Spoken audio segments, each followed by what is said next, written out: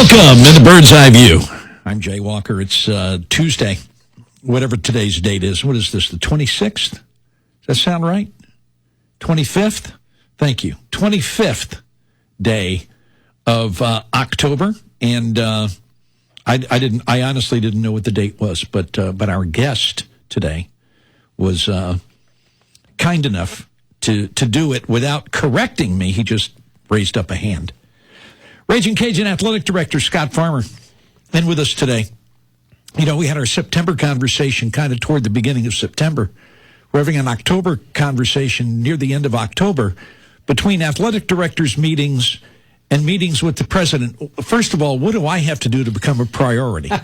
Jay, this is the third month in a row. I know. That's pretty good. It is. Okay, like that's better than the last 9 years. So I think you're a priority now, Jay. All right. Okay. I'm still trying to move ahead of Joe Savoie, though. I'm going to keep working at that.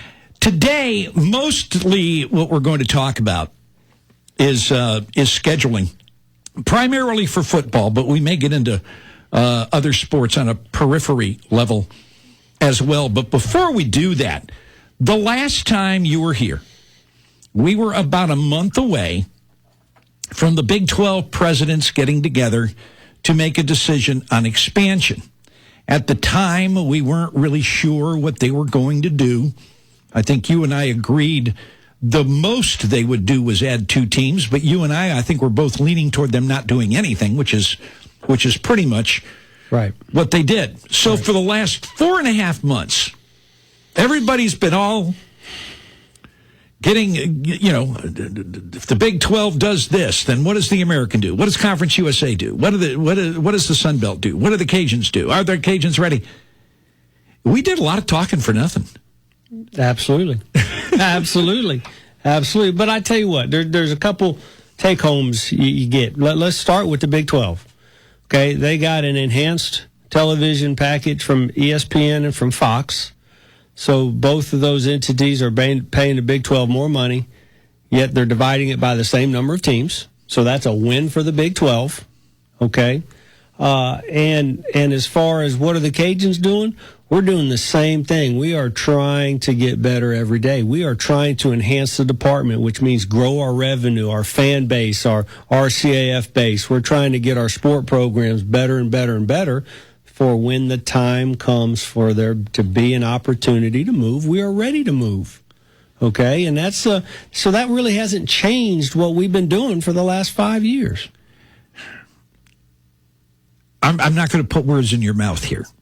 I am instead going to just look at the landscape the way it is.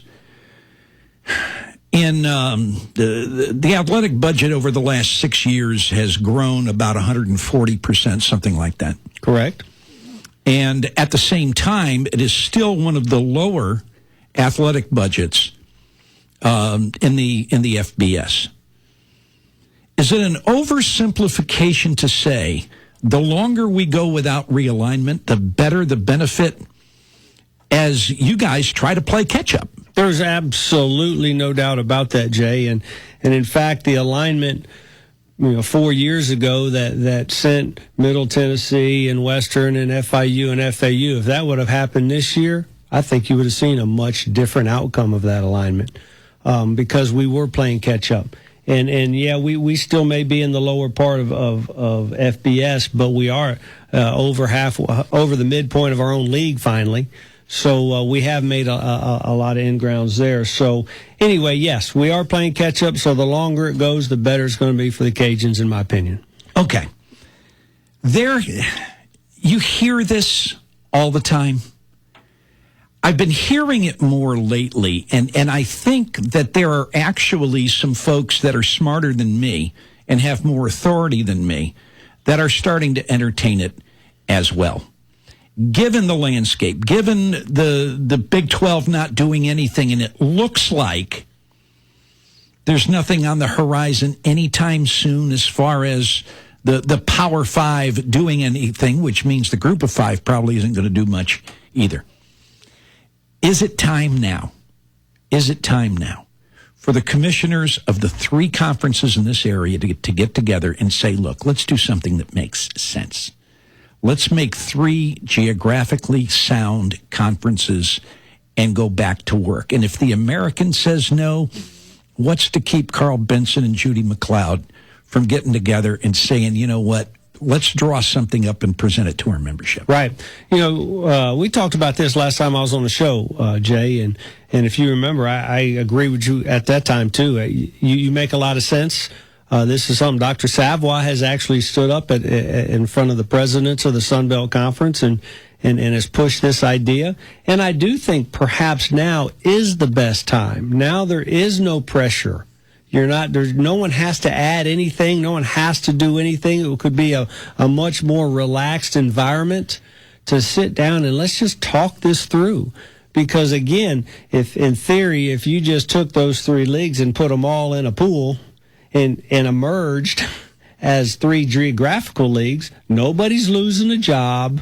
Nobody's losing anything. You're gaining some proximity when your sports are traveling and when your fans are traveling. So I think it would be a great time to sit back and really look a little bit more closely at that. I do. If the American were interested, I went ahead and I took the 36 schools and I divided them up on a geographical, and when I looked at it, I said, okay, first of all, in order for this to happen, some egos have to go away. Because SMU didn't want anything to do with North Texas. Tulsa doesn't want anything to do with Arkansas State. And Louisiana Tech doesn't want to have anything to do with ULM and maybe us too. And then there are folks who say, oh, no, wait a minute, we don't want to be split up. I don't know that Georgia Southern and Georgia State want to be split from App State and Coastal Carolina. I do know this.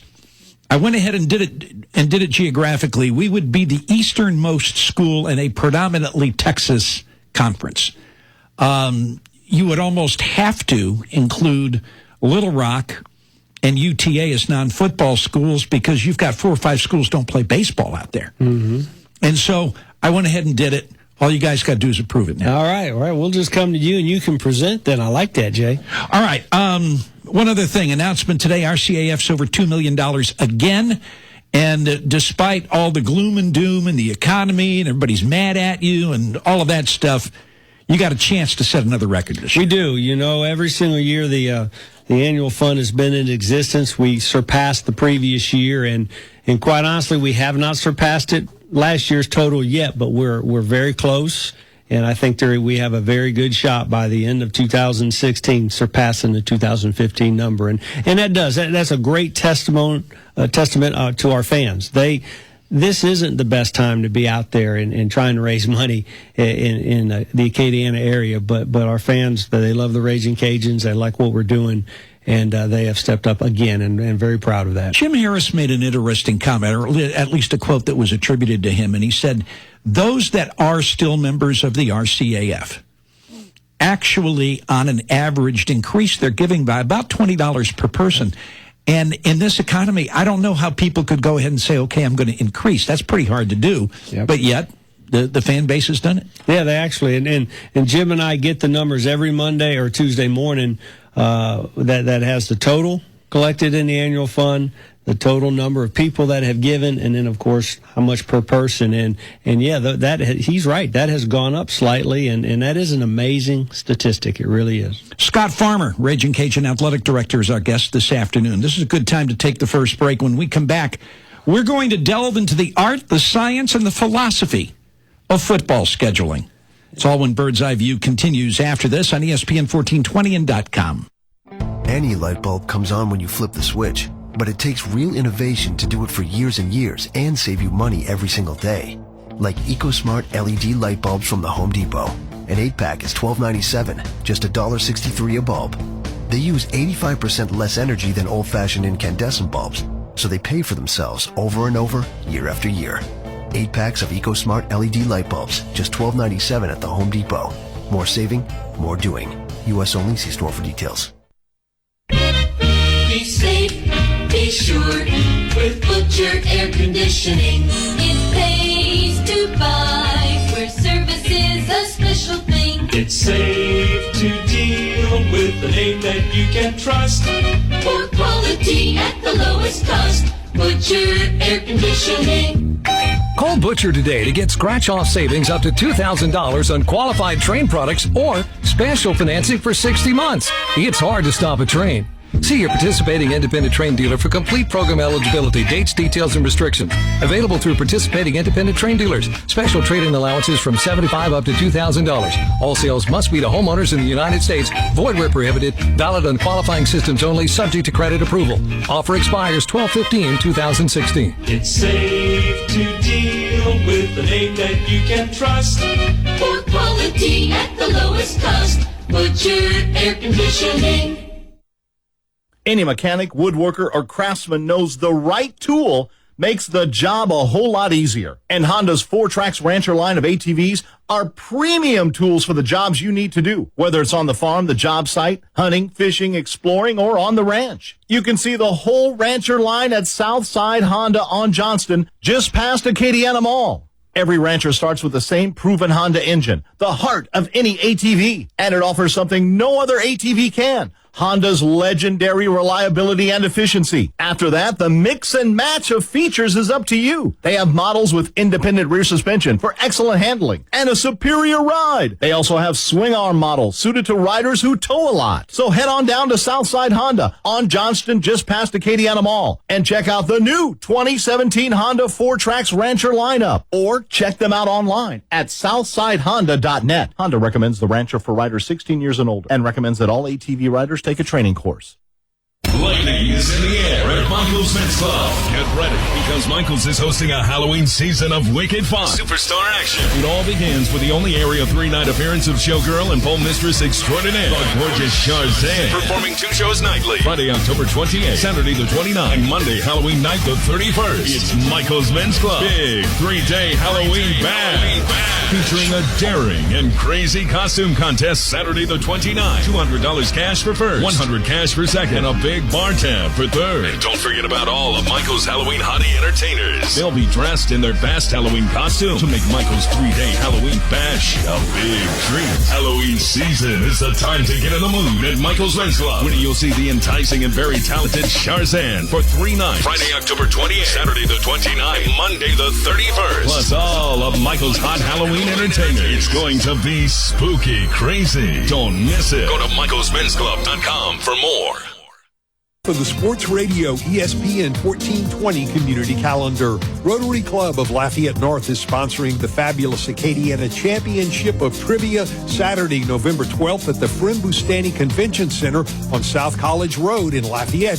They're looking for teams of 6 players to participate in this fun event and raise funds for children's parks, scholarships for area students, and other youth programs.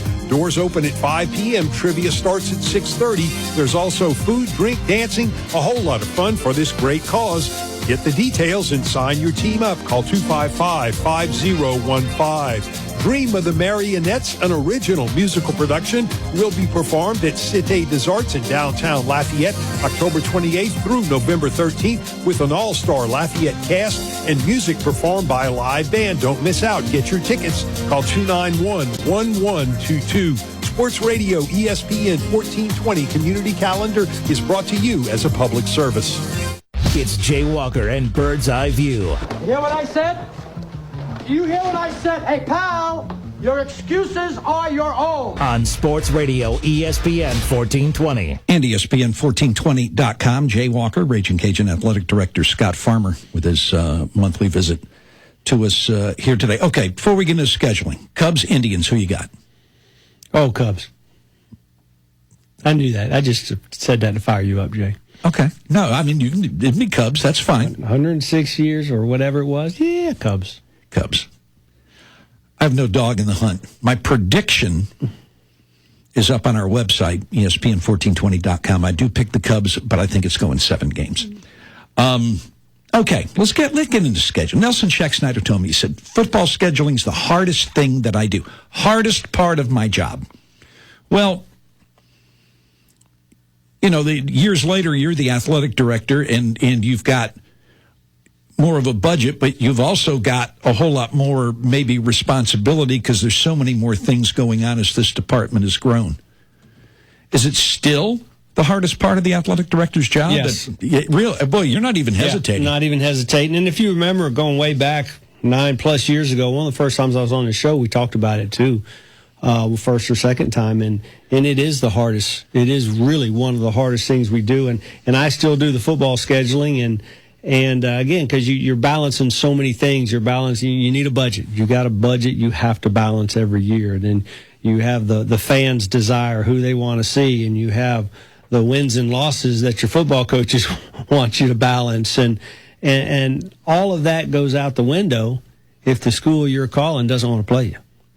And it is so aggravating because we're only talking about 4 games. We play a 12-game schedule. Well, 8 of them are conference games. We only have to schedule 4. And I'm telling you, it takes maybe 400 phone calls a year to get that done. It's truly an amazing thing. I have trouble wrapping my arms around that. And I think the average fan must also. What goes into 400 phone calls? I mean, it's okay. The first thing you got to do is say, okay, we'd like to play. Now, after they say, no, we don't want to play, and some of them do, are they off your list, or do you call them back, a couple months later and say, hey, here I am again? Yeah, we keep pushing it. I mean, I'll be honest with you, I think we should be playing La Tech every year. Mm-hmm. And, we kind of we froze them out a little bit in our other sports just to get them to sign the 2-year agreement that ended last year. But we don't have them on the schedule, and I've called them every year multiple times. I think we'd love to play Southern Miss. Haven't played them since 07 or 08. Don't have them on the schedule. Can't get them to agree to it.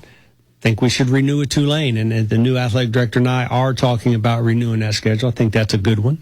Houston, Rice, they just don't want to play. If you were able to get Tulane, Louisiana Tech, and Southern Miss to agree, like New Mexico State does with UTEP and New Mexico, well, then now all you got to do is go buy an FCS game. You're done. Your scheduling's done like for the rest of your life, and everybody's happy. And when I say everybody, and I'm talking about the other team also, because as the Cajuns prove, we will travel. We will bring fans with us to your stadium and buy your tickets and make money for you also. And so that's the part of it that I just scratch my head on. It's not like we don't travel, people. We travel more than just about everybody on those schedules. There was a grand total of 3 games played this year between the Sun Belt and Conference USA. UTEP and New Mexico State was one. Southern Mississippi and Troy played each other this year. And the third one was Old Dominion, I think, played a Sun Belt school. And at any rate, 3 games, Sun Belt won 2, Conference USA won 1.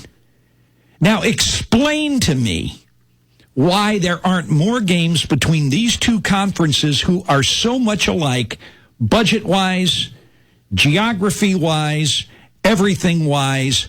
Why aren't these 2 leagues getting together? What's the holdup? You're asking the wrong person that question, because I don't know what the holdup is. I can only tell you that my peers in the Sun Belt Conference come in and say, look, can you get them to play you? Because I can't. And that's what I'm hearing over and over and over. And again, we've called our friends at Western and our friends at Middle Tennessee and FIU and FAU, and they will not put us on their schedule. Don't know why. Can't answer that. Need to ask them that question. All right. Now that we know what you're up against, let's talk a little bit about scheduling and your philosophy on scheduling, because what you said at the beginning of this was kind of interesting. What do your fans want? What do your coaches want? Balance the budget. All of those things go into consideration. I know you were disappointed that in 2017 you were not able to get that 6th home game, and as a result, you're playing 2 guarantee games. Correct. Happy about the money? That's great. That part of it's great. But that's not what your philosophy is. Not at all.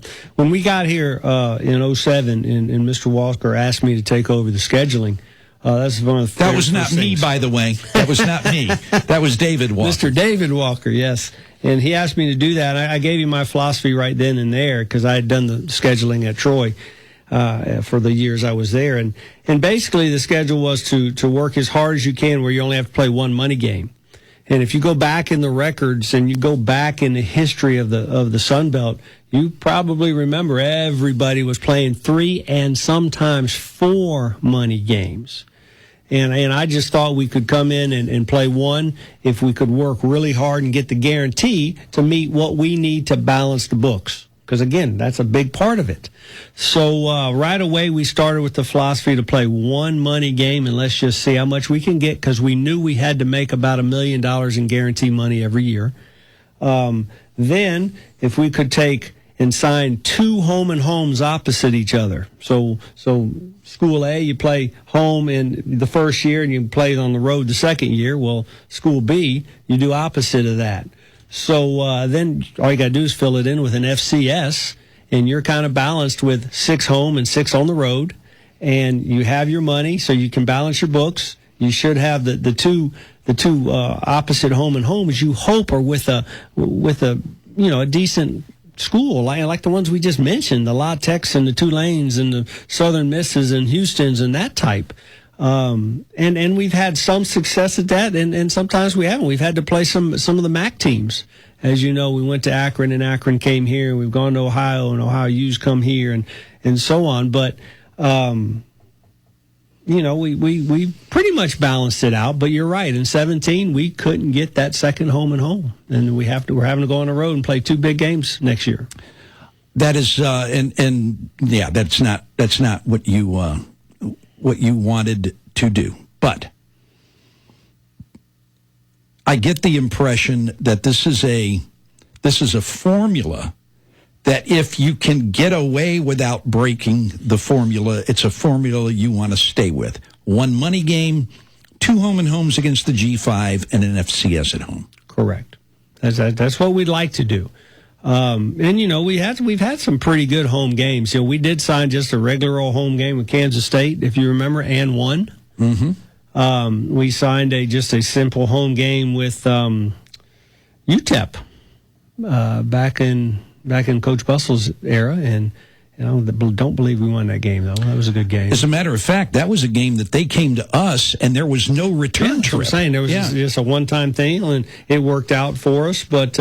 For the most part, and one of the other parts of that philosophy is we don't like 2-for-1s.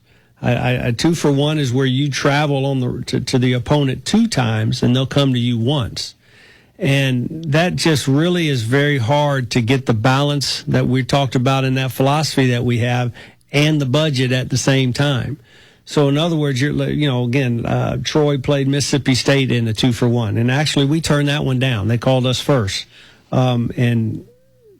You share the same amount of money when you play them the first time at their place, and then when they come to your place, and then they'll give you a little bit more of a guarantee when you go the second time.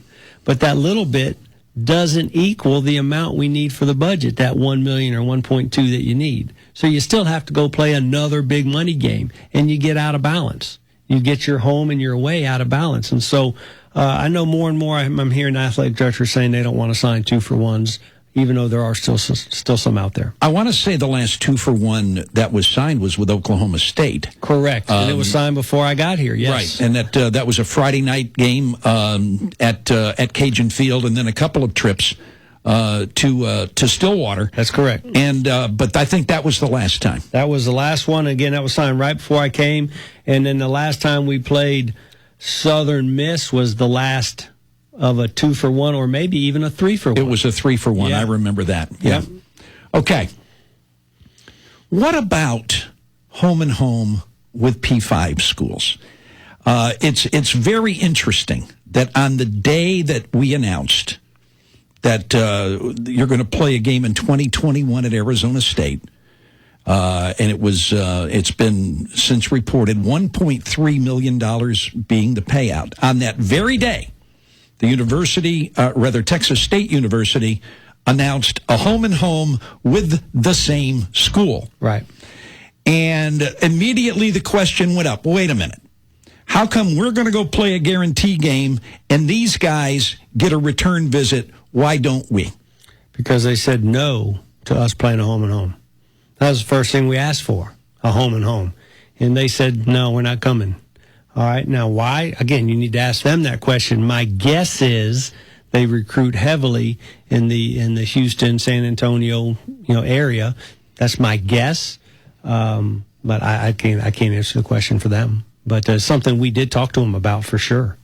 And so you're the good news, I guess, is you're getting $1.3 million. Usually that kind of money is when you go to Alabama, sure, or when you go to Texas, or when you go to Oklahoma.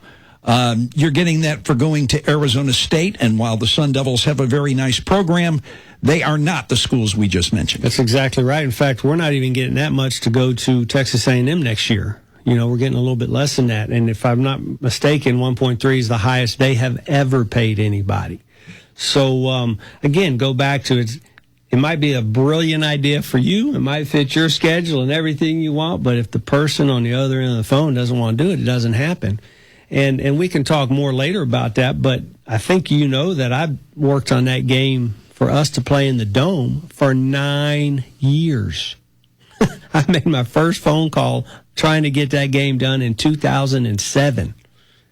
And it's just now, just this past year, did we finally get somebody, you know what, that is a good idea. Let's do that. And it just. And then the athletic director left. Yeah. You got those contracts in ink there, yes, buddy? Yes, okay. We do have those things in ink. That's exactly right. But I'm just telling you, again, I thought that was a no-brainer of an opportunity for a big school, a P5 school to come and do that, but it took 9 years to get that done. The P5 home and home, if you do go ahead and get one, whether it was Arizona State or whoever, how do your coaches feel about the opportunity, to play? Let me continue to use Arizona State. Sure. To play Arizona State in a home and home, understanding the year that you play them at home, you're also playing another P5 school on the road for a guarantee. Sure, so you can balance your budget. Exactly. Look, let me just say this about Mark Hudspeth. He has never, ever said no. He when we talk about it, I don't have to. It's not part of anything I have to get his blessing on. But before we sign in anybody, I do. I go sit down and we visit. And most of the time, he gets very excited about the opportunity to play some of the best schools in the country. And again, because he knows, so we're trying our best to limit it to one a year, with the exception of hopefully you can sneak in a P5 and a home and home every now and then. So, but no, he gets excited. He knows it's a barometer to measure his program against. You can't beat them if you don't play them. I've had a spirited discussion with people, because we talk from time to time, concerning the business of a home and home with a P5. There are some who believe that a P5 on your home schedule, or an attractive home schedule, helps you sell season tickets. Sure. There is also a perception that if you bring a P5 school in, you're going to have a higher attendance for those games than you would against other competition. And at the same time, I look at the history of this school, and I don't see where either one of those statements rings in reality. You had Boise State and McNeese State at home this year, which becomes maybe the most attractive home schedule in the 25 years that I've been doing Cajun sports on the radio. And yet your season ticket sales were down going into this year. So McNeese and Boise State didn't make people say, let me go buy season tickets. Now, I can't say very much about the Boise State game and the attendance, because that 11 o'clock kickoff had something to do with that, and we all know that. But I look back, Oklahoma State is not in the top 10, top 20 of all-time Cajun field crowds. Kansas State is not in the top 20 of all Cajun field crowds. In fact, the only two big schools that are in the top 20 are Alabama and Texas A&M. One of those was 20 years ago. The other one was 26 years ago. And I got news for you. Ain't neither one of them ever coming back here again. So I know because I've asked them. So when you, so what do you think? Do you think that having those kind of folks on the schedule is conducive to attendance and season ticket sales? Well, obviously, I think it would help. Okay, it would help. It would enhance season ticket sales in attendance. Yes, I do. But it hasn't. But it really hasn't very much. And can it make enough money to pay them to come to your place? So in other words, we're going to do a home and home. Let's just say with Alabama, they're number one in the country. Let's sign them to a home and home, which we have asked them to do, by the way. And you have to pay them $1 million to come. How many more tickets do you have to sell to cover that $1 million? Now, I'm not, that's more than what you're averaging. You got to sell that many more. I don't know if it's physically possible to sell that many more. Our stadium's big enough to do that. So those are questions, and so you are right. The evidence is not there, and there's some reality, I guess, is what you're trying to say. Yes. And but at the same time, do you continue when you talk to these schools? Do you continue to push for and ask for home and home dates and out?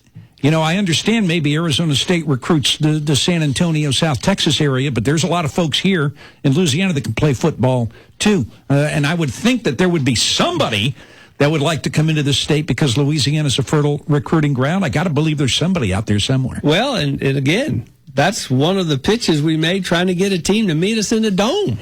Don't even come here, meet us in the Dome. All the great recruiting down in the New Orleans area and in a great destination, blah, blah, blah, blah, blah. And it took 9 years to get somebody to bite. That game is scheduled for 2019. And correct. Is that going to take the place of a road guarantee game? We are kind of rolling the dice. And yes, we are going to, again, roll the dice and hope that we can make enough money to cover what would be a road guarantee game that year. So we do not have another big game that year. So again, it's a crapshoot, Jay. It's a heck of a dice roll. Understanding that you cannot do that every year. If this is a success and you are able to do it, have you talked to anyone else about maybe doing a home and dome in the future? Yes. The answer to that question is yes. We don't have anything, on the books or even don't have a contract out, but we have several that are watching very intently to see how it plays out, to see how both teams travel, to see the atmosphere, and I think, assuming everything goes well, we'll be able to sign additional ones in the future. You feel good about that? I do. I think it's a no-brainer in my opinion. It is the opening week, which is perfect. There's a lot of excitement, as you know, around the beginning of football season in the South. It is Labor Day weekend, so if people want to, make a whole weekend out of it, they can in the destination city of New Orleans, or they can just go down, go to the game, come back home. I just think it's a chance to really make a special game out of it. Yes. Scott Farmer, Ragin Cajun Athletic Director, is my guest this afternoon on Bird's Eye View, and we're talking about the art and science of scheduling. Okay, you need a road game, you need a money game, and I don't know. Alabama is offering you 1.3. Vanderbilt is offering you 800,000. You might have a chance to win one of those games. Ask the athletic director. What do you do? It's a really tough deal, and that's a great question. And those numbers aren't really too far off of some things we've had to do in the past. Bottom line is, you look at the rest. What other games are on your schedule, and what are those guarantees? Because there's a number every year that we need to reach, and if we can reach that with the Vanderbilt in your example at 800, and somebody else maybe is paying us $250, another opponent, whoever that might be, then maybe we can do that. But if our number for the year is 1.2 or 1.4 or then we're going to have to say no. We're going to have to go play the other one. But a good example of that, Jay, was actually last year. Remember, we opened with Kentucky, open. Well, we played Kentucky. That was an opening game. Yeah. Mm-hmm. And we could have had a game that was slightly more money than that. But we were able to balance the books with what they offered, and we thought that was a game we could win, which, as you know, we had a very good chance to win that game. So, sometimes you do that. Well, okay, let's talk about where we are right now. I know that next year you only have one non-conference game at Cajun Field, and that'll be the game. I get the FCSs confused. Southeast Louisiana open season. Yep. And you have road games next year at Ole Miss and Texas A&M, and you begin a home series with Tulsa. Correct. Out of the American Conference. So all of that is in 2017. Anything on the books for 2018? Because I know that is Tulsa coming back the following year, or is it 2 years down the road? 2 years. They come back in 19. They come to us in 19. So we have 2 games signed for 18, which, of course, one's Alabama. Wait, what? Alabama. We're going to the Alabama. University of? We're going to the University of. Am I getting a scoop here? I don't know. Are you? I don't know. I never saw any official announcement from either school that it was coming. Well, good. Then I take that back. Just kidding.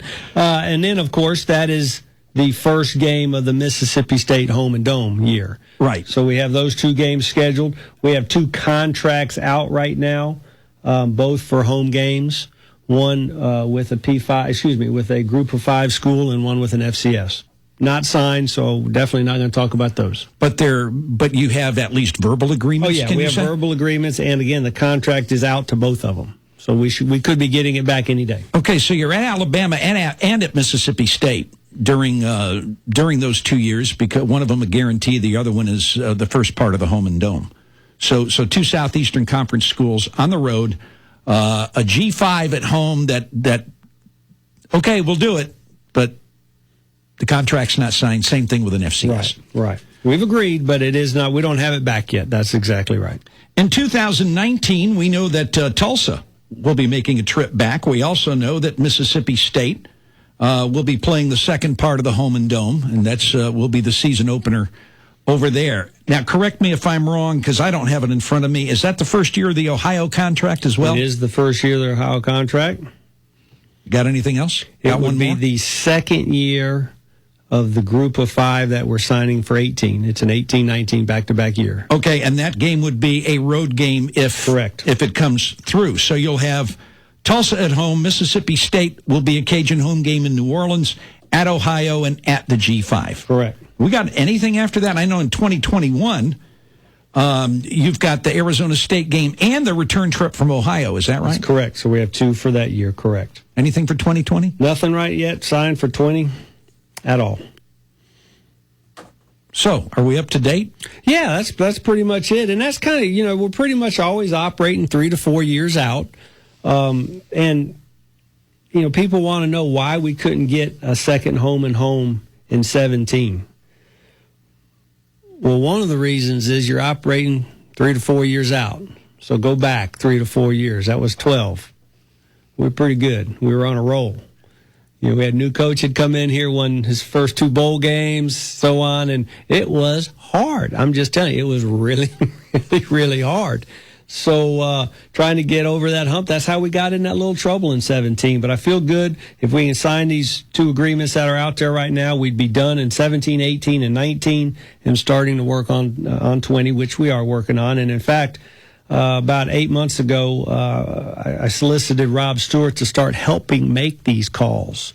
Again, just so we have another person out there duplicating the number of calls that we could possibly make to try to get these schedules done. Scott Farmer, Ragin Cajun Athletic Director, is our guest this afternoon. Still is the hardest part of your job? Well, again, it's It's hard. It's frustrating because, again, you can just think it's the greatest idea, and it fits so perfectly. And they say maybe or send the contract, and then they never sign it. And you never hear back from them. You can't get them to return your call for 6 weeks or 6 months or, in some cases, multiple years. I know you're looking at this notebook that I have right here. There's 1, 2, 3. There's 4 complete pages of phone calls for just this year, just 2016. These are all schools that we have called. Some of them multiple times. So you document. Oh yeah. Every phone call that you make for scheduling, the date and who you spoke to and what you spoke about? Not necessarily that much. I don't document the date I call them, but if we speak about something here, I talked to a Mark from Akron, and we talked about 18, 20, and 20. Well, that must be a mistake. It's probably 18 and 20 and 21. But so just talk about what years and maybe what financial arrangements we came up with. This guy right here was looking for $250,000 for a home game only. So yeah, we kind of. I know I update this myself. Well, usually when I'm on the phone, I just turn to the computer while I'm talking and pull up the person's name and write down some of this stuff, and then just start it over every year. So yeah, I mean it's interesting. That's what I can say. It's interesting. So you've got 4 total pages. What does that look like? 25 people on a page, 30 maybe? Yeah. Over 100, 120 phone calls just this year. Just this year. And it's just interesting. It's an interesting process. And again, before I started doing it myself, I never imagined it would be this hard. I'm probably like most of the fans out there, like yourself. It's kind of hard to imagine it's this difficult to do, but it is. It's this difficult. Scott Farmer, Ragin Cajun Athletic Director, and we'll come back. More Bird's Eye View in a minute. ESPN1420 and .com. Run to Old Navy to treat yourself with up to 40% off store-wide on fall's best dresses, cozy sweaters, and must-have jeans. Talk about a treat. Save up to 40% off at Old Navy or OldNavy.com. Run to Old Navy today. Valid 10/23 through 11/1. Select styles only. Are you tired of being compared to products that work as hard as you do? Why not choose a brand like Valvoline that works harder now so you don't have to break your back later? Get 5 quarts of Valvoline Sin Power Full Synthetic or Full Synthetic High Mileage for just $26.99 at Advance Auto Parts. Synthetics with a reputation for reducing engine wear, which could save you a trip under the hood later. Advance Auto Parts. Let's get you back on the road. See store for details.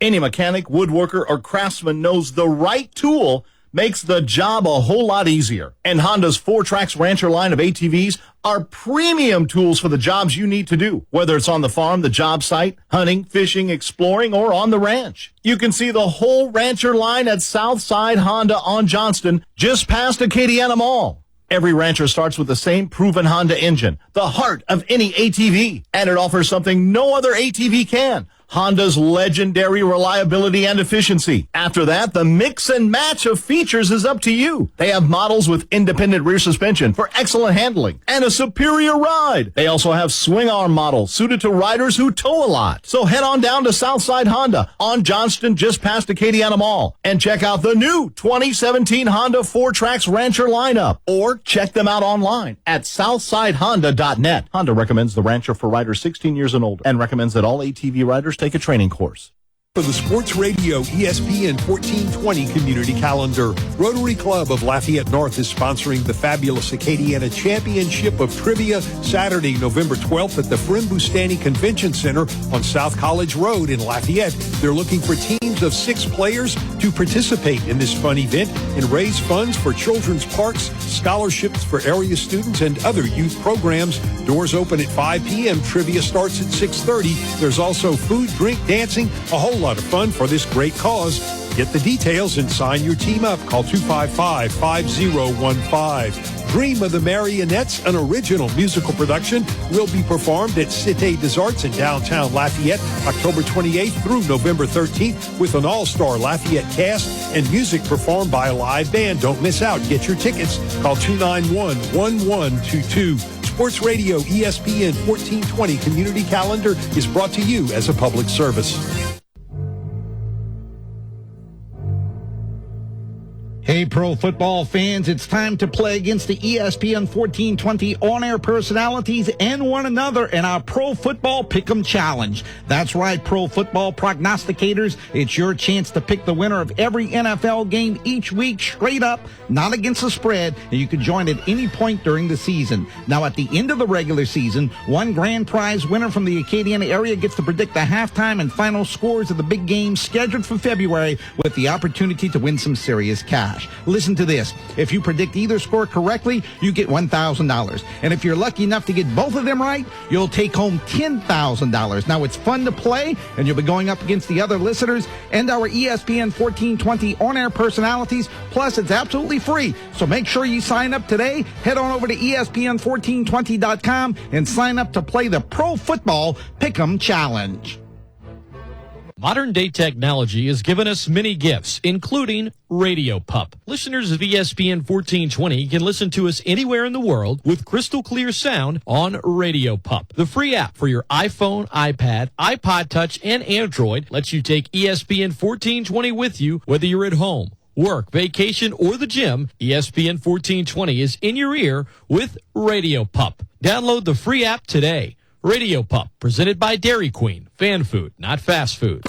If you don't have anything nice to say about anybody, then come sit next to him. It's Jay Walker with more of Bird's Eye View on Sports Radio ESPN 1420. ESPN 1420 and ESPN1420.com. 12 minutes away from the top of the hour. Scott Prather will join me for the Sports Gap. It is Terrible Tune Tuesday, so we'll have that during the next hour. Hope you'll stay tuned for that. One last question about scheduling, because we talked specifically about scheduling in football, which is totally your responsibility. I mean, you're the guy who does that. Right. You're the guy who has to balance the budget. You're the guy who makes the agreements. You're the guy who says, okay. You're the guy who says, please play us. Please.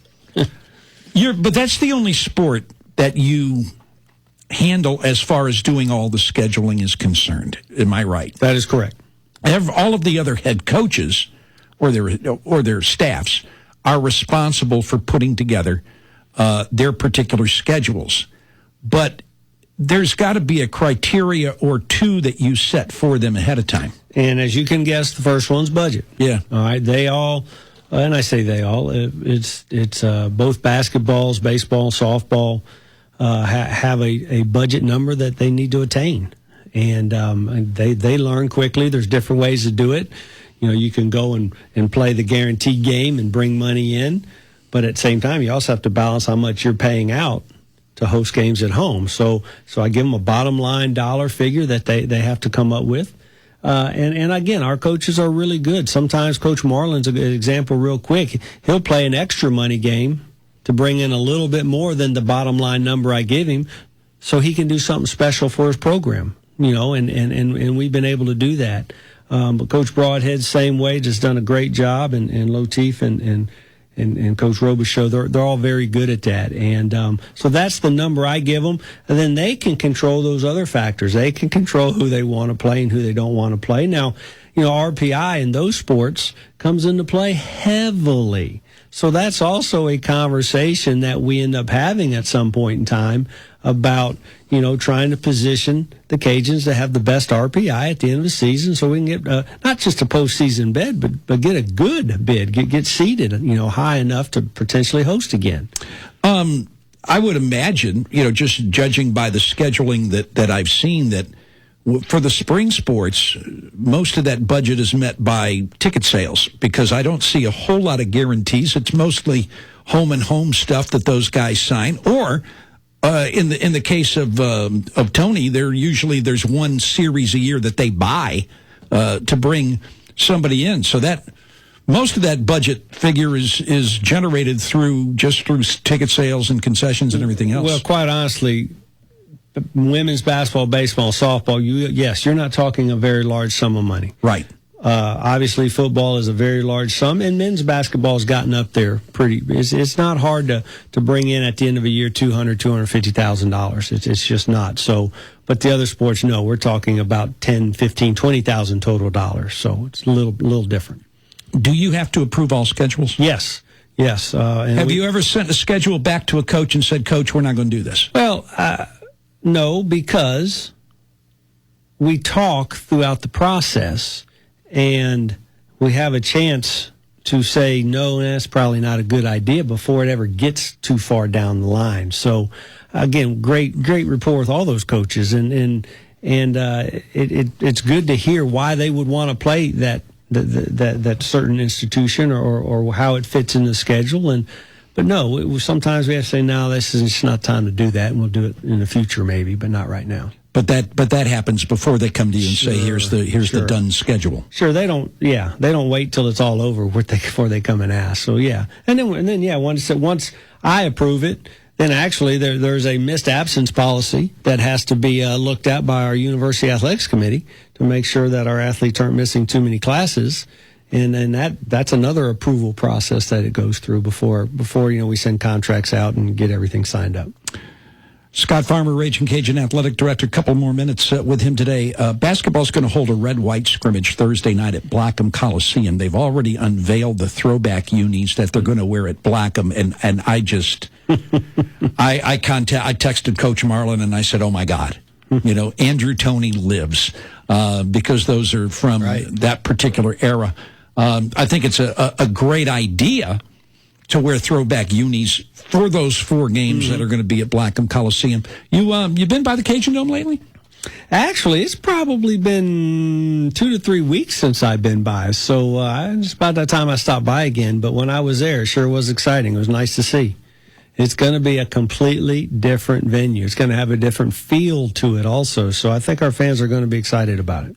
I know Coach Marlin said that they're about 400 season tickets away from setting a record of the years that he's been there, and probably close to in the last 15 years or so. Sure. So that's good to hear as well. There's steel going up at Teague-Moore Field. I was wondering when we're going to get to that, Jay. I'm excited. Just toward the end of last week, a slab was poured, and now steel is a part of it as well. So I know that since July, when this thing finally went through and work started, it hasn't looked maybe like there's been an awful lot of work done, but now it's going to start looking like there's an awful lot of work. No, absolutely. Once you get all the slab poured, your concrete is done. Basically, all your work underground is obviously now done. So the next step is to erect steel, and they hit the ground running this week with that. So yes, I would think people could click on the construction cam there on the RaginCajuns.com, and that updates every 10 seconds, I believe. And so you can get I encourage you to go by. Go by once a week and just kind of look at it. You'll see it starting to go up pretty quickly now. I've got a couple of things.